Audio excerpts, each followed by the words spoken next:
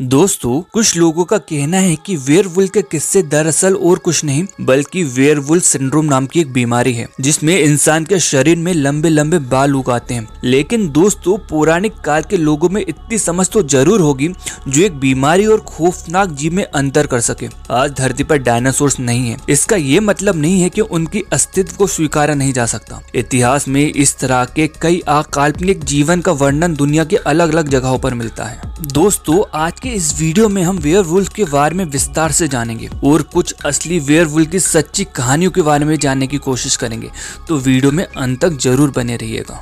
दोस्तों, वेयरवुल्फ दरअसल एक ऐसा इंसान होता है जो किसी शक्ति या श्राप की वजह से भेड़िए में तब्दील होने की ताकत रखता है। पश्चिमी दंत कथाओं में वेयरवुल्फ बनने के कई तरीकों का वर्णन मिलता है, जैसे किसी शक्ति के जागृत हो जाने के कारण पूर्णिमा की रात इंसान के पास भेड़िए में परिवर्तित होने की शक्ति आ जाती है, या फिर जब कोई वेयरवुल्फ किसी इंसान को काट लेता है तो वे इंसान भी वेयरवुल्फ बन जाता है। इसी तरह वेयरवुल्फ को मारने के अलग अलग तरीके बताए गए हैं। पहले के समय में इन वेयरवुल्फ को जलाकर मारा जाता था क्योंकि उसे मारने का यही एक तरीका हुआ करता था, और कई जगहों पर उसका सर काट के अलग दफन कर दिया जाता था और बाकी के शरीर को अलग जगह फेंक दिया जाता था।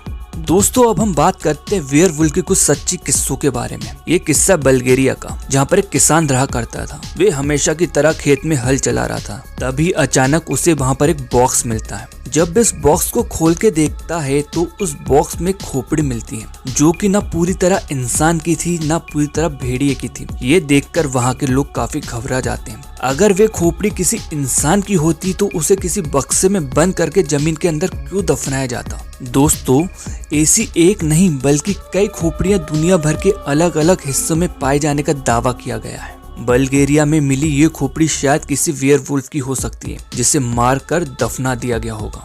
फ्रांस में भी वेयरवुल्फ के कई खतरनाक किस्से सामने आए हैं। सन 1522 में दो लोग थे जो शैतान की पूजा किया करते थे। उन्होंने काली शक्तियों की मदद से एक ऐसा लेप बनाया था जिसे शरीर में लगाते ही इंसान भेड़िए में बदल जाता था। वह दोनों इस लेप को लगाकर रात को बाहर निकला करते थे और उन्होंने कई बच्चों की जान ले ली थी। जब यह बात वहाँ के लोगों को पता चली तो उन्होंने इन दोनों को जिंदा जला दिया था। अब हम बात करते हैं भारत की कुछ ऐसी घटनाओं के बारे में। भारत के उत्तर प्रदेश में भी वेयरवुल्फ की एक ऐसी घटना का वर्णन मिलता है। सन 1878 में ब्रिटिश ऑफिसर ने उत्तर प्रदेश में 600 से ज्यादा ऐसी मौतें रिकॉर्ड की थी जो भेड़िए की वजह से हुई थी। ज्यादातर उसमें छोटे बच्चों की लाश थी। सन 1996 में भी वहाँ ऐसी ही कुछ हुआ था, जब गांव के लोगों ने आधा इंसान और आधा भेड़िए को देखने की बात कही थी।